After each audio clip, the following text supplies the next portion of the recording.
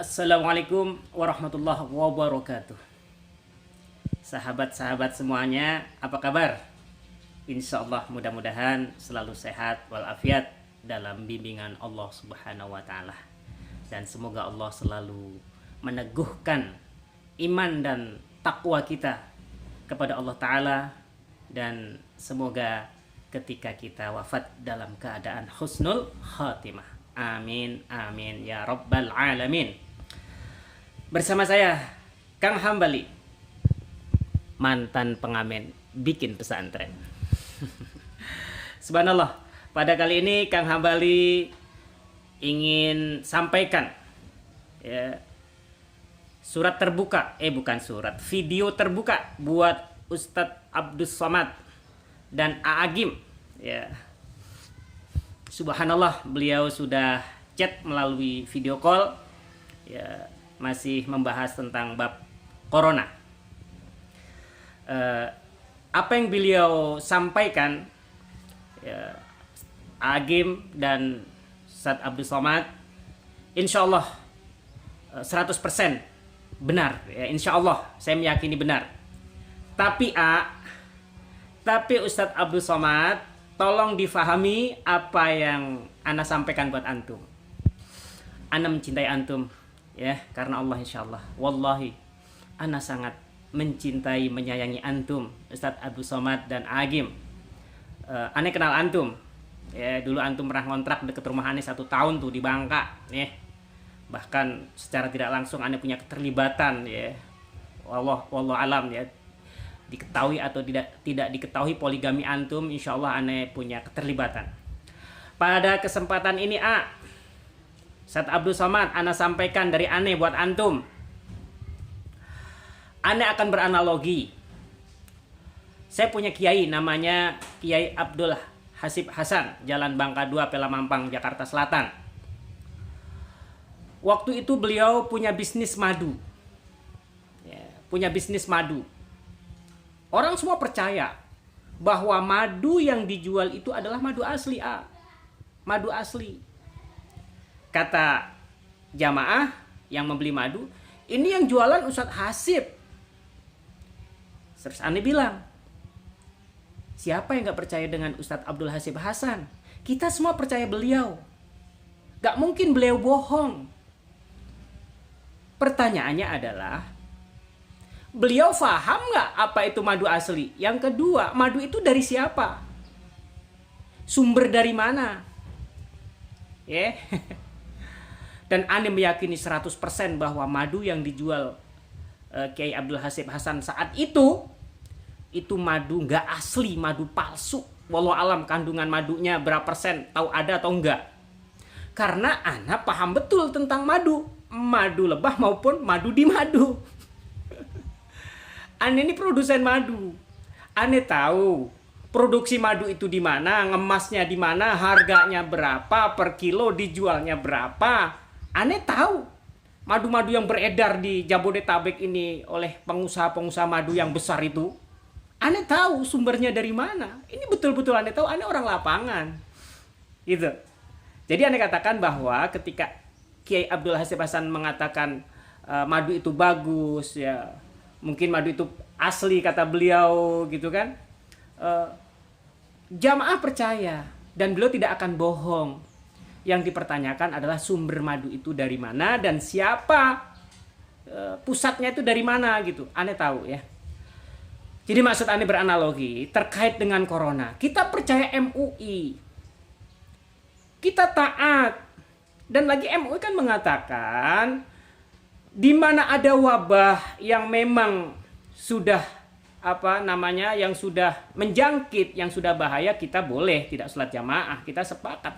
Persoalannya tentang wabah ini sejauh mana? Contoh nih di kampung Ane, ini di Curug, Bojongsari, Depok nih. Contohnya, tetangga Ane RT 4, Ane RT 3 ya, paling sekitar 75 meter apa 100 meter dari RT 4. Itu ada yang meninggal. Ada yang meninggal nih ya Ustadz Abdul Somad, Ane kasih tahu nih, ada yang meninggal tetangga Ane. Setelah dibawa ke rumah sakit, meninggal, lalu langsung dibawa ke kuburan, tidak disolatin. Ya walau alam di sana ya, di sini tidak boleh bawa ke rumah. dan nguburnya kayak pakaian astronot gitu, ngeri gitu, sampai ada tetangga itu subhanallah ketakutan ngelihat dari jauh ketika dikuburkan. Padahal itu orang sakit punya sejarah sakit jantung yang sudah cukup lama dan keluarganya merawat cukup lama. Kalau misalkan dia kena corona, bisa jadi semua keluarganya itu ya yang berhubungan langsung dengan itu orang terkena corona. Ana meyakini mungkin kena, tapi mungkin ya bahwa kematiannya itu asbabnya bukan corona, tapi jantung yang sudah diderita cukup lama dan memang penyakitnya cukup parah. Tapi isunya corona. Nah, itu yang pertama. Yang kedua, di Kemang. Ane juga tinggal di Kemang. Istri pertama Ane tinggal di Kemang. Istri kedua ketiga di sini di Bojongsari Curug, ya. Di Kemang. Itu ada orang terkena corona. Selidik punya selidik. Ternyata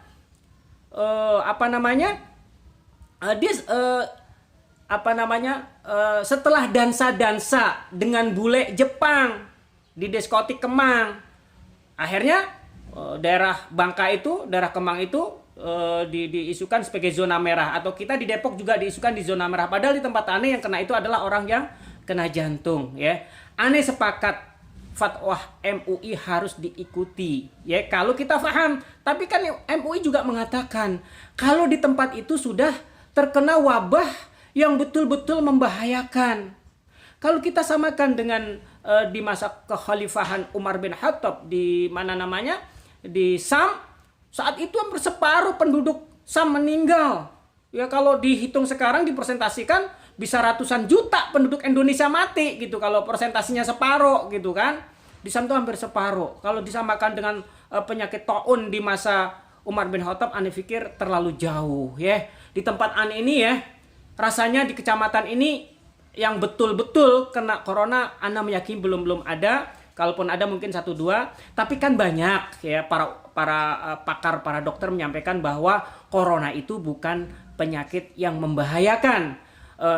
Dia virus yang memang mudah menyebar, tapi tidak terlalu membahayakan. Contoh gini, ada orang sakit jantung, lalu kena flu, ya, karena flu itu kan juga salah satu virus yang mudah menyebar, ya, kena flu. Setelah dia mati yang divonis flu-nya.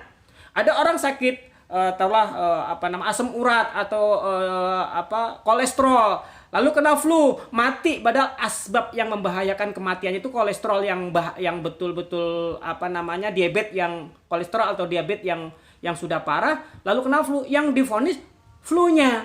Kurang lebih corona begitu. Jadi corona itu adalah salah satu virus yang mudah menyebar, terutama ya orang tua, perokok, pemabuk gitu kan. Terus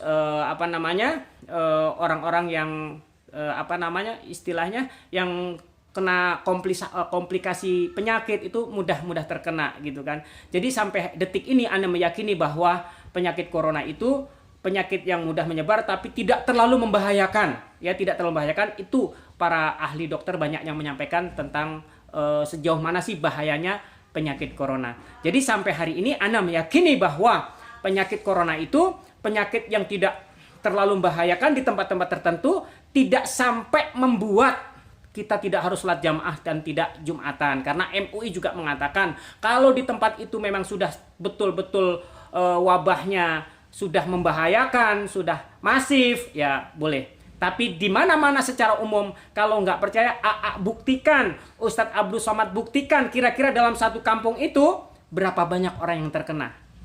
Dan sejauh mana bahayanya, matikah, masih hidupkah gitu.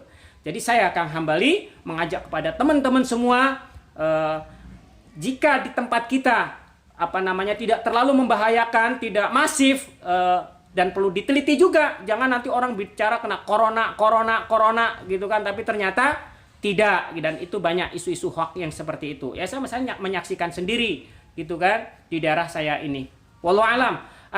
Ya, ini untuk antum juga, Ustadz Abdul Somad, untuk antum, Ana meyakini Ana taat dengan MUI, Ana taat dengan pemerintah insyaallah. Tapi tolong yang perlu difahami, jika di tempat itu sudah menyebar wabah yang masif, maka kita boleh untuk tidak melaksanakan sholat Jumat. Tapi juga harus diteliti, benarkah wabah itu sudah menyebar atau tidak dan membahayakan atau enggak, itu yang harus kita pahami. Jangan cuma isu-isu yang enggak jelas. Ya, wallahu alam. Dari saya Kang Hambali, insyaallah tetap semangat. Allahu Akbar. Assalamualaikum warahmatullahi wabarakatuh.